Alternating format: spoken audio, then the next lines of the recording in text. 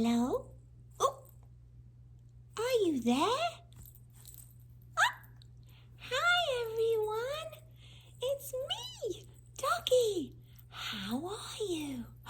I'm back in the book nook, and it's nearly time for Santa to come. I'm so excited.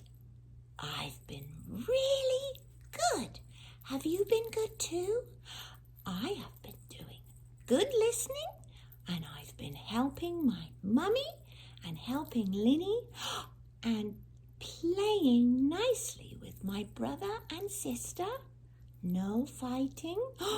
I think we are going to get lots of presents. Anyway, I found a new elf hat. Can you see? Look, I love it. And it even jingles. Listen. It's so funny.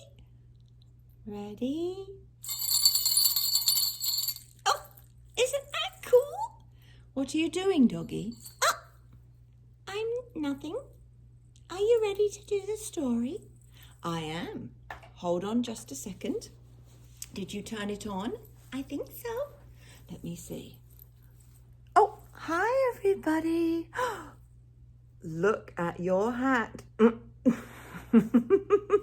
Oh, I'm not laughing at you. You look really cute. You look cute. It looks good. It does. Doesn't it, everyone? It looks very nice. You look very Christmassy.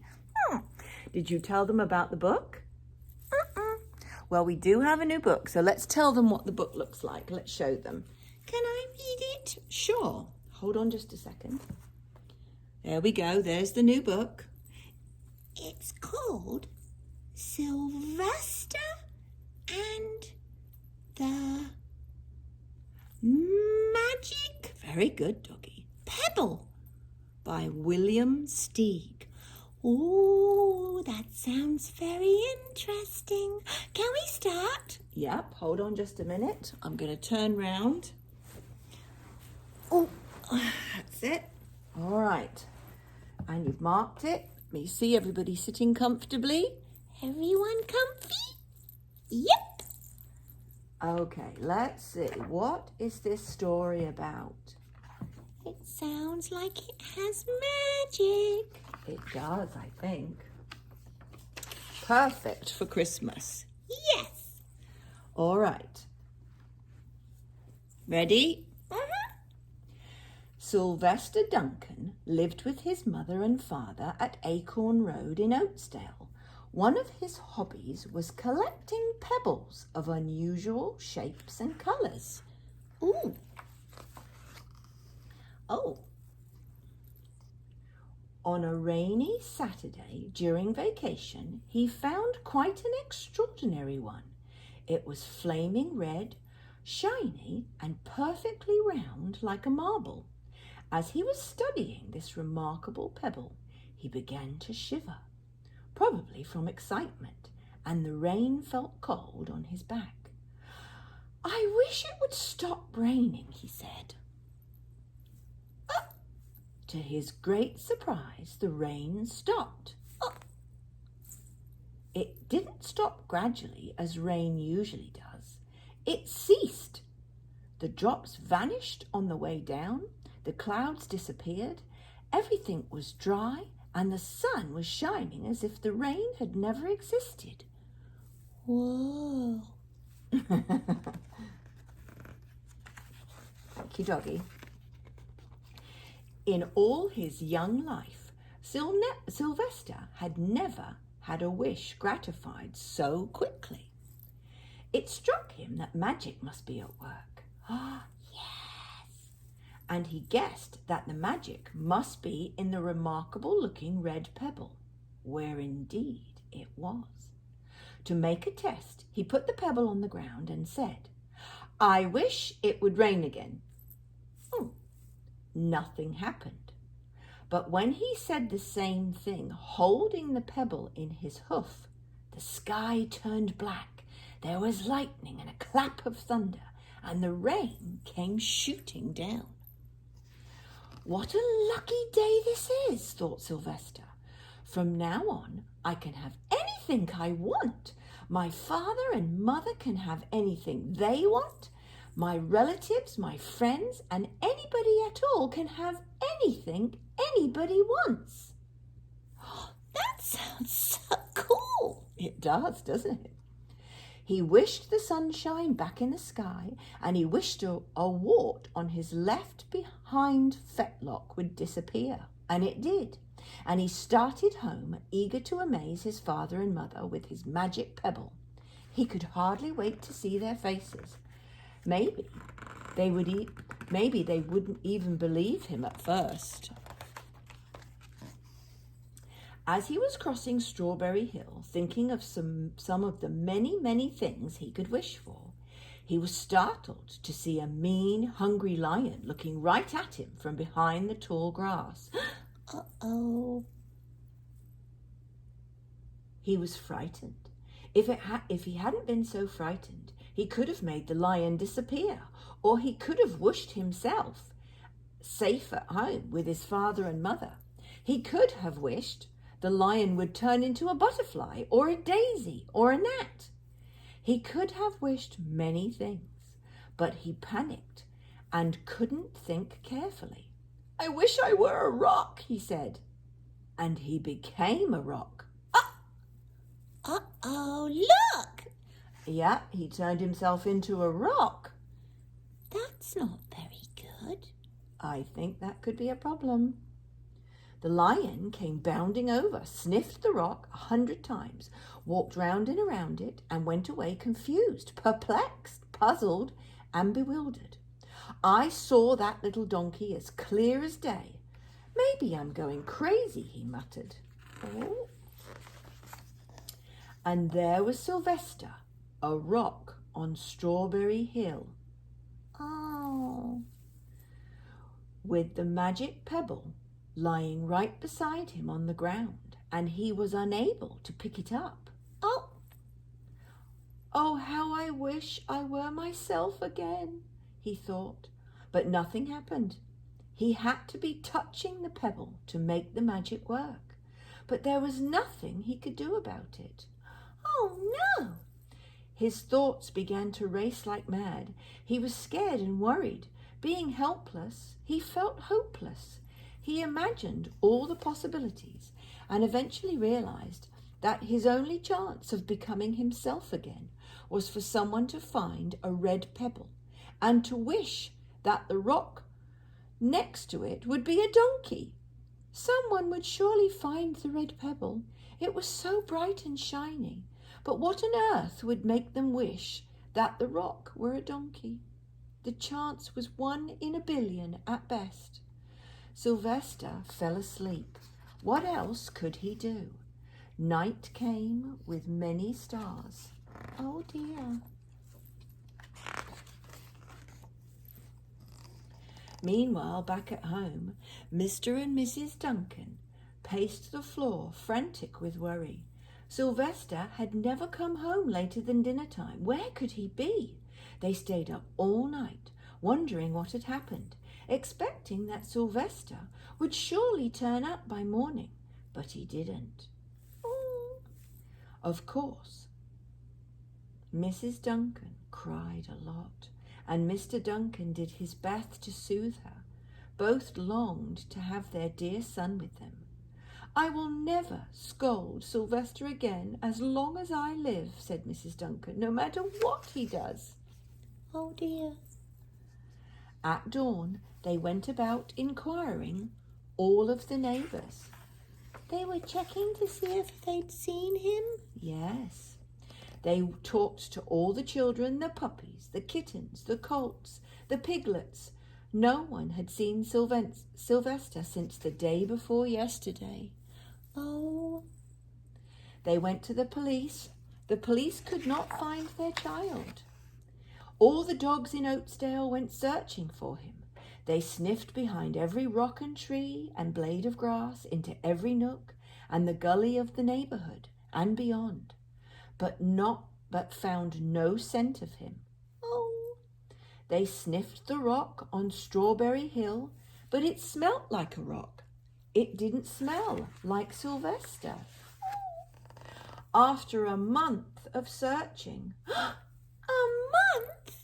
That's like 30 days. It is. They searched the same places over and over again, inquiring of the same animals over and over again. Mr. and Mrs. Duncan no longer knew what to do. They concluded that something dreadful must have happened. And that they probably would never see their son again. Oh, no. Though all the time he was less than a mile away. They tried their best to be happy, to go about their usual ways, but their usual ways involved Sylvester, and they were always reminded of him. They were miserable. Life had no meaning for them anymore. Oh, it's so sad. Night followed day, and day followed night, over and over again. Sylvester on the hill woke up less and less often. When he was awake, he was only hopeless and unhappy. Oh, look at him. A little rock there all by himself. I feel bad for him. Poor Sylvester. I know. He felt he would be a rock forever, and he tried to get used to it. He went into an endless sleep. The days grew colder. Fall came with the leaves changing colour. Then the leaves fell, and the grass bent to the ground. Oh, it's snowing. Then it was winter. The winds blew this way and that. It snowed, mostly. The animals stayed indoors, living on the food they had stored up. One day, a wolf sat on the rock. That was Sylvester, and howled because it was hungry. It didn't know Sylvester was there. Oh. No, it didn't. Then the snows melted, the earth warmed up in the spring sun, and things budded. Leaves were on the trees again, flowers showed their faces. Oh, look, he's still there, that big rock, with the little magic pebble, right next to him. Right there. Oh. Doggy, you sure? You move that back. Thank you, Lily. You're welcome. Oh, dear. Oh! One day in May, Mr. Duncan insisted his wife go with him on a picnic. Let's cheer up, he said. Let's try to live again and be happy. Even though Sylvester, our angel, is no longer with us. They went up to Strawberry Hill. Mrs. Duncan sat down on the rock. She was sitting on him? Yes, she was. The warmth of his own mother sitting on him woke Sylvester up from his deep winter sleep. He wanted to shout, "Mother, Father, it's me, Sylvester. I'm right here." Oh! But he couldn't talk. Oh! He had no voice. He was stone dumb. Oh, poor Sylvester. Mr. Duncan walked aimlessly around while Mrs. Duncan set out the picnic food on the rock. Alfalfa sandwiches, pickled oats, sassafras salad, Timothy compote. Suddenly Mr. Duncan saw the red pebble. "What a fantastic pebble!" he exclaimed. Sylvester would have loved this for his collection. He put the pebble on the rock. They sat down to eat. Sylvester was now as wide awake as a donkey that was a rock could possibly be. Mrs. Duncan felt some mysterious excitement. "You know, Father," she said, "I have the strangest feeling that our dear Sylvester is still alive and not far away." "He's not!" I am, Sylvester wanted to shout. But he couldn't. If only he had realized that the pebble was resting on his back. The magic pebble was right on him, touching him. "Oh, how I wish he were here with us on this lovely May day," said Mrs. Duncan. Mr. Duncan looked sadly at the ground. "Don't you wish it too, Father?" she said. He looked at her as if to say, "How could you ask such a question?" Mr. and Mrs. Duncan looked at each other with great sorrow. "I wish I were myself again. I wish I were my real self again," thought Sylvester. And in less than an instant he was. Oh, yes! Look! I know. You can imagine the scene that followed. The embraces, the kisses, the questions, the answers. Oh, it's so lovely! The loving looks and the fond exclamation. The rock turned into Sylvester. Oh, look, he's hugging his mummy. His daddy's smiling. Oh, a happy, happy day. It is, yes. When they had eventually calmed down a bit and had gotten home, Mr. Duncan put the magic pebble in an iron safe. Someday they might want to use it, but really, for now, what more could they wish for? They had all that they wanted. Oh, what a lovely story! I know, and that is the end. It is a lovely story. Do we have to go? We do. Let's say bye-bye. Oh, children, we have to say bye-bye. I hope you enjoyed it. We will see you next time.